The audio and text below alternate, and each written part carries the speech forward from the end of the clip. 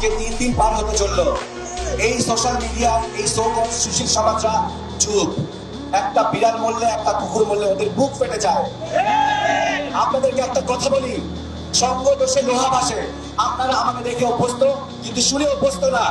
এই সুশীল সমাজগুলোকে একটা একটা ধরে সঙ্গকে কাউকে খাওয়াতে হবে, নইলে এই সমাজ শেষ হয়ে যাবে।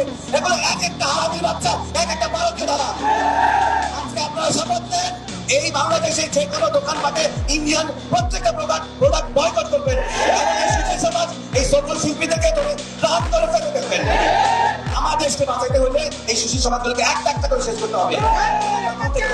এখনো বলতেছি, এই দেশকে সেই 54 বছর ধরে বেঁচে আসতেছে এই মাছ থাকে, এই সুশীল সমাজ, এই লেখক, এই শিল্পী, এই গায়ক। আজকে 4 দিন পার হতে চললো, তাদের মুখগুলো পাচ্ছে। এই কুত্তার বাচ্চাগুলোকে দেশ থেকে বিদায় না করা পর্যন্ত